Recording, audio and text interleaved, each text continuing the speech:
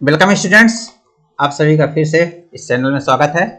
जैसा कि ये देख रहे हैं, ये द्विघात समीकरण जो क्लास 10 का एक प्लेलिस्ट बनी, उसमें क्लास 10 के हिसाब से जो भी आपका एनसीईआरटी का सिलेबस है उसी के हिसाब से हर चीज़ में डालता हूँ।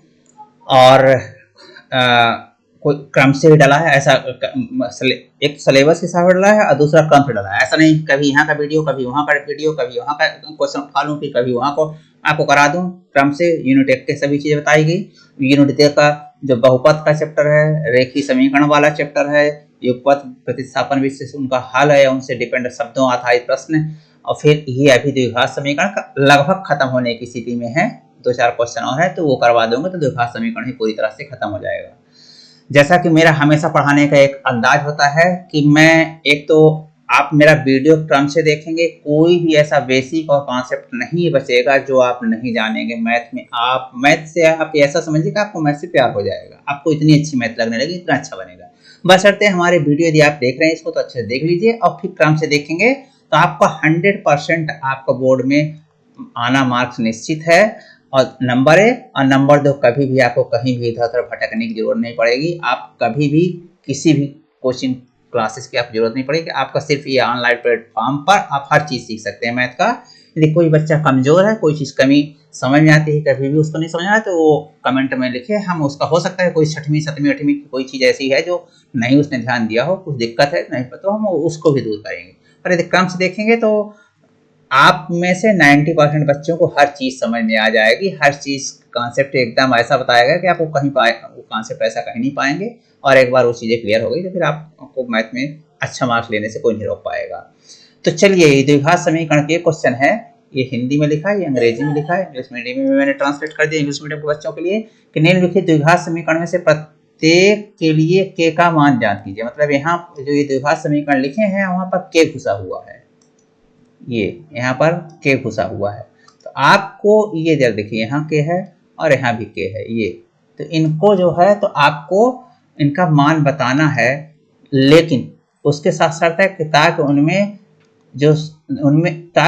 दो समान मूल हो। इनके जो मूल आए वो दोनों समान रहे, यानी एक शर्त है कि समान मूल यदि हैं तो फिर ये आपको बताना है कि इनके का मान क्या होगा। ये क्वेश्चन है, कंडीशन ये लगा के रखा है कि मूल समान हो।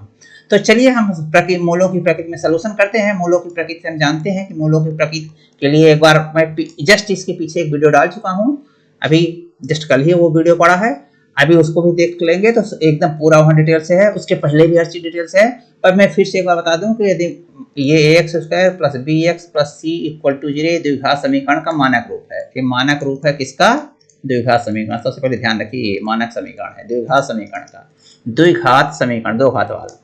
अब इसका फार्मूला क्या होता है इनका, वो भी आप सब जान चुके हैं। वहां पर अभी ये सब यहाँ पर मैं नहीं ले रहा हूँ क्योंकि सब कई बार चीजें ले चुका हूँ।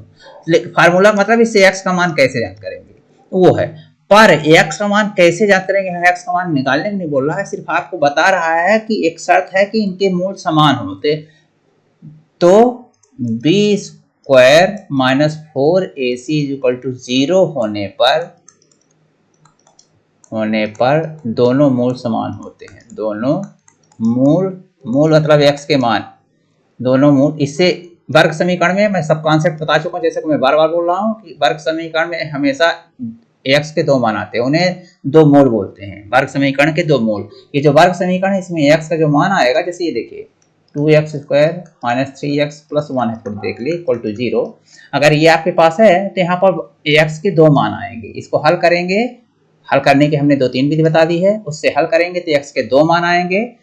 पीछे वीडियो देखें, किसी भी वीडियो देखें, सब पता चल जाएगा कि इसको कैसे हल किया जा सकता है। यहाँ पर चूंकि हल करने के लिए नहीं बोला है इसलिए मैं उसको नहीं कर रहा हूँ, उसको रिपीट नहीं कर रहा हूँ। पर यदि पीछे मेरा वीडियो देखेंगे तो आप देख पाएंगे कि ये समीकरण हो या कोई भी वर्ग समीकरण हो तो कैसे बड़े आराम से हल कर सकते हैं। हल करने मतलब एक्स का मान, तो एक्स के दो मान आएंगे, हमेशा वर्ग समीकरण में एक्स के दो मान आते हैं। अब जब दो मान आते हैं तो फिर वो दो मान क्या हो सकते हैं, अलग अलग हो सकते हैं, समान हो सकते हैं। ये पीछे सब कॉन्सेप्ट बता चुका हूं। तो दोनों मूल समान हो, ये बोल रहा है। तो दोनों मूल समान कब होते हैं? जब ये स्थिति हो कि b² - 4ac, मतलब जो जैसे यहाँ पर b के स्थान पर -3 है, ये आपको सब बताया चुका कि a b c सी जो यहाँ पर है, जो आपको समीकरण दिया हो वहाँ पर ए बी सी आपको निकालना है। तो कैसे निकालेंगे वो सब बताया चुका, आप यहाँ देखकर भी समझ सकते हैं कैसे निकालेंगे। तो यहाँ पर आप बी स्क्वायर माइनस 4ac होंगे तो दोनों मूल समान होंगे। दोनों मूल मतलब x के जो दो मान आए वो समान होंगे, ये है, ये शर्त होती है। तो ये जो शर्त यहाँ पर दी गई, दो मूल समान हो तो दो मूल ऐसे समान होंगे। अब आप प्रश्न 1 ले लीजिए। अब आपका प्रश्न सोल्यूशन यहाँ से प्रश्न 2x स्क्वायर प्लस के एक्स प्लस 3 इक्वल टू 0 है। आपको k का मान बताना है, तो ये k का मान बताना है। ये सोल्यूशन नहीं, ये तो बेसिक जो पिछला था उसको मैं थोड़ा रिवाइज कर दिया हूँ, जो मैं पीछे बता चुका हूँ। तो अब इसका आपको सोल्यूशन निकालना है। तो यहाँ देखिए a इज इक्वल टू एक, देखिए एक्स स्क्वायर का गुणांक क्या होता है, तो यहाँ एक्स स्क्वायर गुणांक 2 है, तो एक स्थान पर 2 है। एक्स में किसका गुणा है, बी का, तो बी के स्थान पे यहाँ के है। एक्स में किसका गुणा है, के का, तो बी इक्वल टू के हो गया, बी के स्थान पे के है। और सी जो अचर पद है, मतलब इसमें एक्स नहीं जुड़ा होता है, ऐसे यहाँ देखिए सी है तो सी इक्वल टू 3 हो गया। तो यहाँ से ए एक्स स्क्वायर पर बी एक्स प्लस सी में आप समझिए कि एक्स स्क्वायर का गुणांक ए होता है, तो एक्स स्क्वायर का गुणांक यहाँ 2 है, तो इसलिए ए के स्थान पर 2। एक्स गुणांक बी का मतलब एक्स गुणांक, तो यहाँ पर एक्स का जो एक्स के साथ जिसका गुणा हो के है, यानी बी का मतलब के। और सी का मतलब है जिसमें जो अचर पद है एक्स वहां पर न जुड़ा हो, तो यहाँ वो 3 है। और इस प्रकार आप निकल गया, तो इसलिए फिर आप ये शर्त लगाएंगे, क्यों, चूंकि मूल समान है। मूल आपको दे रहा है कि मूल दोनों मूल समान है, मूल समान है, दोनों मूल लिख लीजिएगा, मूल समान है, इसलिए ये क्या होगा, b square minus 4ac equal to 0 होना चाहिए, होना चाहिए चाहिए। ये शर्त है, ये कॉन्सेप्ट में जब मैं बताया कि ये शर्त है कि दोनों मूल समान होना चाहिए। तो b क्या है, यहाँ पर k है, तो k स्क्वायर लिख लीजिए, के स्क्वायर माइनस 4ac, तो 4a क्या है, 2 है, 2 और c क्या है, 3 है, तो ये 3 इक्वल टू 0।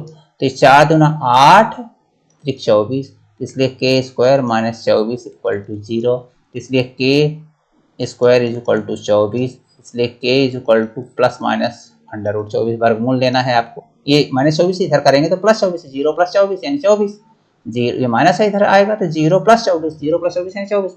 अब इस प्रकार ये आपका ये हो गया। अब आप चाहें तो इसको थोड़ा सा सरल और कर सकते हैं, इसमें कोई दिक्कत नहीं है। वो कैसे कि 4 गुणे 6 ले सकते हैं, प्लस माइनस 24 को 4 गुणे 6 ले सकते हैं, और ये क्या हो जाएगा, क्या हो जाएगा, 4 को वर्गमूल के बाहर कर दीजिएगा तो प्लस माइनस 2 रूट 6, ये 4 वर्गमूल के बाहर आ जाएगा। तो इस प्रकार के का मान ही होगा। ये पहले क्वेश्चन में, ये जो आपका पहला क्वेश्चन है, इस क्वेश्चन में पहला पार्ट है ये 2x, ये इसमें क्या होगा, के का मान प्लस माइनस 2 रूट 2 होगा। एक बार फिर से आप देख सकते हैं 2x स्क्वायर प्लस के एक्स प्लस 3 है, तो यहाँ पर a का वैल्यू 2 है, b का वैल्यू k है और c का वैल्यू 3 है। अब ये होने के लिए बी स्क्वायर माइनस 4ac चाहिए, तो ये बी मूल समान होने के लिए बी स्क्वायर माइनस 4ac चाहिए, तो ये b square minus 4ac equal to 0 हमने कर दिया। और जब ये कर दिया तो फिर ये b का मान रखिए, तो b का वैल्यू k है, तो के स्क्वायर माइनस 4 तो है ही, a का मान 2 है और c का मान 3 है, तो 4 इंटू 2 इंटू 3, अब 4 दूना 8 त्रिक 24,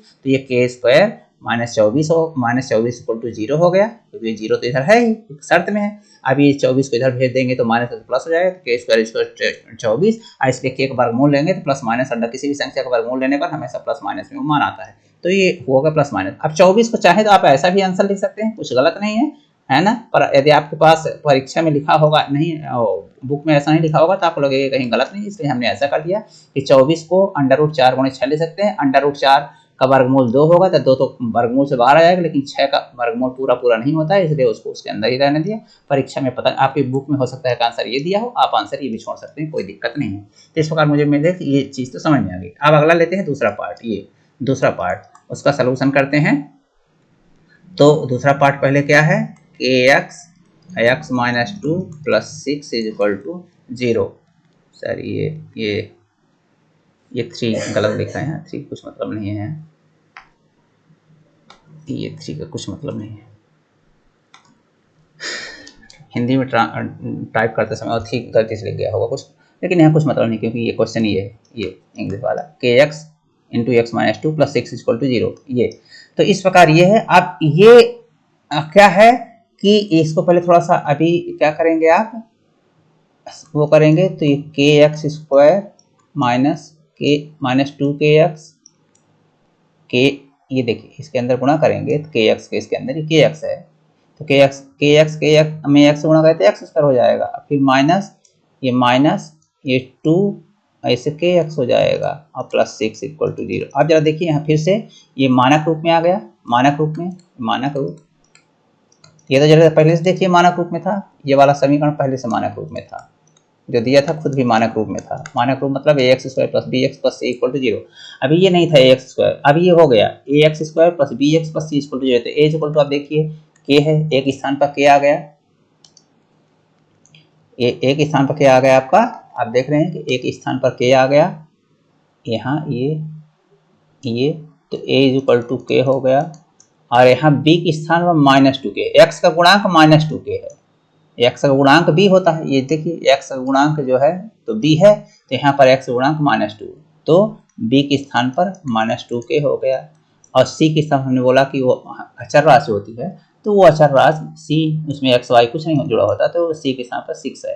अब आपको मालूम है कि मूल समान है, क्योंकि मूल क्या है, समान है, शर्त दे रखी कि मूल समान होना चाहिए, समान है इसलिए क्या हो जाएगा, समान है इसलिए क्या होगा, b square minus 4ac equal to 0 होना चाहिए। तो यदि ऐसा है तो बी का यहाँ रखिए, ये 2k है, तो बी स्क्वायर यानी -2k का स्क्वायर हो गया, -4 एक स्थान पर k और c के स्थान पर 6, तो k और इंटू 6 इक्वल टू 0। अब यहाँ जरा देखिए -2k यानी 4k स्क्वायर, -2 का बार करेंगे तो 4 हो जाएगा, -2 इंटू -2 यानी 4 हो जाएगा, तो 4k स्क्वायर हो गया। तो ये हो गया, ये 2k है ना बी के स्थान पर, -2k, बी के स्थान पर क्या है, -2k है ना, 2k ये, तो इस प्रकार ये है। और तो ये -2k होल स्क्वायर यानी 4k स्क्वायर माइनस ये 4 4 चौको 6 चौको 24, तो 24k इक्वल टू 0। अब आपने ये देख लिया, और इस प्रकार ये देखिए यहाँ पर आपके कॉमन हो जाएगा, के क्या आ जाएगा, कॉमन आएगा। कुछ बच्चे यहाँ गलती करते हैं, आमतौर पर क्या गलती करते हैं हम आपको बाद में बताएंगे। अभी देखिए के कॉमन आ गया, तो 4k माइनस 24 इक्वल टू 0। देखिए यहाँ से के और यहाँ से के बाहर हो गया, तो ये आ गया ये। अब इस प्रकार अभी 2 है, के इंटू है, ये इधर देखिए के कॉमन हुआ है, के इंटू है, तो दो संख्याओं का गुणा 0 है दिया, तो k का मान 0 हो, यहाँ 0 हो जाएगा तो भी पूरी चीज 0 हो जाएगी, क्योंकि इक्वल 0 होना चाहिए। तो आपको k का वैल्यू 0 होगा तो भी 0 हो जाएगा, या इसकी वैल्यू 0 हो तो भी 0 हो जाएगा। यहाँ पर 0 आ जाए पूरा तो भी k इंटू 0 इक्वल टू 0, या यहाँ पर 0 आ जाए, इसके स्थान पर 0 आ जाए तो भी 0 यहाँ पर जब आ जाएगा k के स्थान पर, तो k के स्थान पर 0 हो जाएगा, तो 0 इंटू ये पूरा 0 होता है, या तो k के स्थान पर 0 हो या 4k माइनस 24 के स्थान पर 0 हो। तो यहाँ से तो ये निकल गया k का मान 0 होगा, और यहाँ से 4k माइनस 24 से आप इसको कह सकते हैं कि 4k इक्वल टू 24, ये इधर कर देंगे, तो इसलिए k इक्वल टू क्या आ जाएगा, 4 के मल्टीप्लाई है तो ये 24 में डिवाइड होगा तो 6 आ जाएगा, तो इसलिए k की वैल्यू इस बार 0 और 6 आएगी, ये आपका आंसर होगा। अब कुछ बच्चे क्या करते, ये 0 और 6 मैंने बताया ना कि k का वैल्यू 0 और 6, 0 या 6, ये आपका आंसर होगा, आपकी बुक में यही आंसर दिया होगा। तो ये कुछ बच्चे क्या गलती करते हैं कि यहाँ पर जो गलती करते हैं, ये स्टेप ना लिखकर यहाँ से बच्चे इस रास्ता में चले जाते हैं, इस रास्ता में, ये 4k square is equal to 24k, यहाँ ये इसको इधर कर देंगे 24 किया जाएगा। अब यहाँ से k स्क्वायर, एक ये क्या है k इंटू के है, तो एक k को इधर से काट देंगे, एक k इधर बचेगा, तो 4k इक्वल टू 24 बचेगा, एक को उन्होंने काट दिया, अब k equal to 24/4 equal to 6, एक ही आंसर निकलेगा, दूसरा आंसर यहाँ से पता नहीं चलेगा कहाँ गायब हो गया, जबकि k इक्वल टू 6 तो सही है, पर आपका k इक्वल टू 0 इस प्रोसेस से नहीं आया। उसका कारण यह है कि जहाँ से k का वैल्यू एक 0 निकल रहा था, उसको आपने खत्म कर दिया, काट दिया। तो इस प्रकार आप ध्यान रखिएगा, ये गलती मत कीजिए, नहीं परीक्षा में आपको मार्क्स कट जाए, आपको परीक्षा देकर आएंगे तो आपको लगेगा हम तो पूरा करके आए हैं, पर यदि आपने जैसा भी मैंने किया तो उस हिसाब से कर दिएगा तो आपका आधा मार्क्स कटना निश्चित है। यदि ये 3 नंबर का क्वेश्चन है तो 1 नंबर तो 100% कटना निश्चित है, हो सकता है 1.5 नंबर कट जाए। तो इस प्रकार आप ये एक तो प्रोसेस पर ध्यान रखिए और दूसरा कॉन्सेप्ट पर ध्यान रखिए। तो इस प्रकार ये मुझे उम्मीद है कि ये कॉन्सेप्ट मैंने जो दिया उससे आपको एक बड़ा आसान लगा होगा, हर चीज़ समझ में आई होगी, और समझ में वीडियो सभी आ रही हैं। चलिए मैं उम्मीद करता हूँ कि बच्चे पढ़ रहे हैं, उसका फ़ायदा लेंगे। आप निश्चित रूप से इससे आपको बहुत फ़ायदा होने वाला है। आप कहीं इधर-उधर भटकने नहीं ज़रूरत पड़ेगी। यदि आप बोर्ड एग्ज़ाम अच्छे से सीरियसली गंभीरतापूर्वक तैयारी करते हैं तो हमारा वीडियो आपके लिए पर्याप्त है। आपको गणित में इधर-उधर कभी भटकने की ज़रूरत नहीं पड़ेगी। चलिए मिलते हैं अगले वीडियो में, एक अच्छा वीडियो लेकर फिर से आएँगे आपके सिलेबस के हिसाब से और उसको भी अच्छे से देखेंगे। तब तक के लिए धन्यवाद।